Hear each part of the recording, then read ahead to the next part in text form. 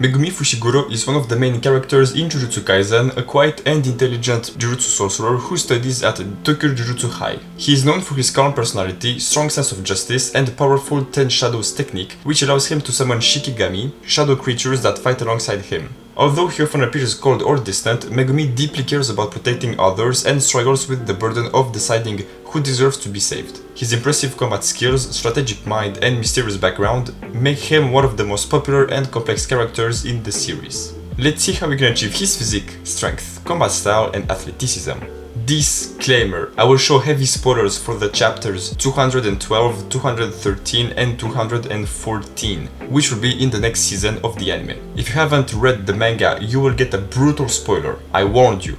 Okay, so in the chapter 212, Sukuna takes over the body of Megumi and leaves the body of Yuji. This context is necessary for these images. As we can see, his physique is kind of similar to Yuji's physique. I will say Yuji is a touch bigger, just a little bit bigger, but ultimately it all depends on how the animation studio will animate this. Now his strength. His strength is there, we won't complain, but it's not his main feature, clearly. His strength is more resistance focused, we can see it here, he is holding tons when he himself is weighing like 60 kilograms or 132 pounds. So this physique is, I'll say, a bit bigger than average, and his strength is solid when it comes to resistance. Now let's talk about his main feature, the combat style. My boy is one of the most polyvalent Jujutsu sorcerer I've seen. He can fight with a weapon, hand to hand, and with his Shikigamis. He can do basically everything. To list everything he does will take hours, so I'll take the easy path and just say, do taijutsu. Many times in my videos I talked about taijutsu for a reason. It's because a lot of manga and anime use it, like a lot. Taijutsu is basically everything you can do with your body, but it's more hand-to-hand focused. You can of course train with weapons. For example, in Wing Chun we use weapons to fight, just like in Kung Fu for example. So to be at a good level like Megumi, you need to be good, not master though, at least these styles. Boxing and kickboxing, Wing Chun, Karate, Kung Fu, MMA, Taekwondo and Muay Thai. This is the bare minimum, and don't forget that some of those styles incorporate weapons in their fighting style. And I said be good at, not master, because he doesn't excel in one style, he uses everything when he fights. He also fights a lot with his Shikigamis like I said, but in real life I doubt that this could happen with a wolf, frog, dog, rabbits, elephants and whatever bird this is. One last thing to say for his combat style is focus on technique. He's more focused on technique than combat strength. And finally his athleticism. My boy once again is an all-arounder. Sadly he isn't as good as Maki or Toji, but the athleticism is there. First of all his endurance. While being targeted by the fastest, most powerful non-sorcerer, his father, he managed to endure for a good time. While escaping, he also used some acrobatics to dodge the things Toji threw at him. Once again, he uses a lot his Shikigamis for fast movements, but he is explosive nonetheless. He is fast too. And the last thing to add is flexibility. In almost every video I say this, but if you don't stretch, your body will be sore and in a bad condition. Stretching will help your range of motion, recovery ability, and will help you avoid injuries.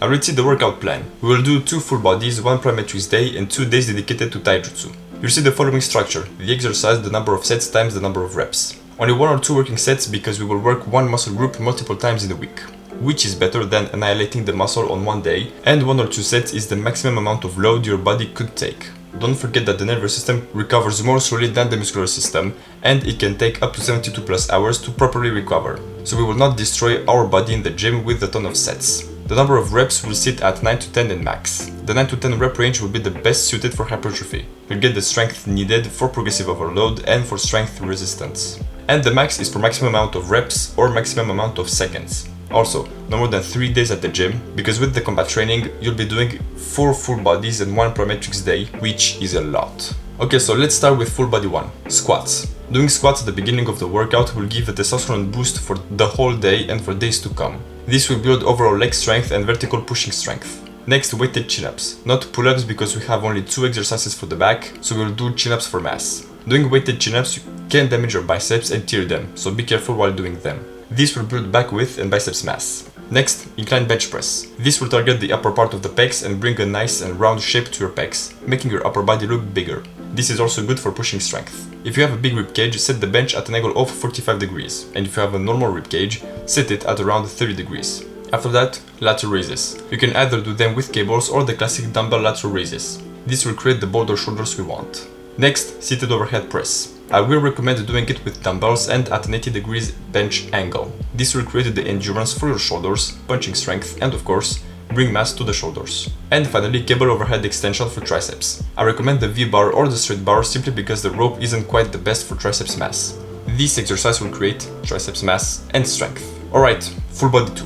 Starting strong with Romanian deadlifts. This will build the posterior chain strength, vital for fighting, and will build hamstrings and glutes mass. The calves and lats will also be triggered, but it's nothing compared to the hams and glutes. Next, we have weighted dips. This will build the lower and middle part of the pecs, giving strength and mass to the pecs, front delts and triceps. If you can do the dips on the rings, it will be better since you need to stabilize yourself. It will create more strength. After that, we have bent over barbell rows. This will create the thickness of the back, and this will help with pulling actions. This will bring definition and mass to the upper back. Next, we have once again lateral raises to create the boulder shoulders. Then reverse flies. You can either do them with cables or on the machine. This exercise will create even more definition in the mid-back, but will primarily target the rear delts, giving the final touch to the boulder shoulders. And finally, incline biceps curls. I recommend you set up the bench at an angle of 45 degrees to get the sweet spot for contraction and stretch. This exercise will build the biceps thickness we want and need. And last but not least, plyometrics day. For plyometrics, I have my go-to as usual: box, broad, hurdle jumps and lateral bounds. Box jumps will give you vertical explosiveness. Broad jumps will give you horizontal explosiveness. Hurdle jumps are a mix between vertical and horizontal explosiveness, and lateral bounds will help you change directions fast without losing momentum. After the plyometrics, I recommend you do shrugs for your traps. Doing shrugs will give you a fuller look to your physique and will help when you need to carry heavy things. And finally, do the hollow body hold to gain core strength, vital for the combat training and the gym. This will not bulk up your abs, but will give definition to your abs. With all of this, there are some things you should know and apply. Always warm up before an exercise with 2 warm-up sets. Just go light and warm up the muscle gradually. Rest 2 to 3 minutes between every set, and that is even the warm-up sets. Always have a proper execution and don't ego lift. You'll damage your muscles more than anything else. On every workout day, in the morning, do 30 minutes of light cardio for endurance. Just get your heart rate steady and moving. Stretch on every rest day for 20 minutes. Once again, this is vital for this type of physique. And another thing that is vital is rest, so please keep the rest days. Do not add any workout or more combat training, don't even add cardio, just chill and stretch. You need to understand that with 2 combat training days, 3 days at the gym and morning cardio, your nervous system will fry if you don't let it rest. So give yourself enough sleep, enough rest, and don't smoke or drink alcohol. Indeed, alcohol and smoking are harmful for you as an athlete and will damage your recovery and overall body. And last but not least, try to give at least 1 day off between the workout days. Training for taijutsu the day after or before a gym session will be hard on your nervous system, but it's still okay compared to 2 days back to back to the gym. So in a week, you'll have to manage 3 workouts and cardio and 2 combat training days. With all of this, you need some serious nutrition. You need to know your BMR and TDEE, and based on this, you need to figure out if you need to be on a cut, bulk or maintenance. Since Megumi is only at 60 kilograms, 132 pounds, be between 11 and 13% body fat. If you are way above 13% body fat, be on a cut. If you are way under 11% body fat, be on a surplus. And if you are around 11 or 13% body fat, be on a maintenance or a slight surplus to equilibrate with the mass gained. The carbs intake and fat intake depend a lot if you are on a cut, bulk or maintenance. But for the protein intake, try being around your body weight in pounds. So if you are at 170 pounds, have around 170 grams of protein daily. Once again, this is general advice, but if you want, I made 2 videos that talk about nutrition.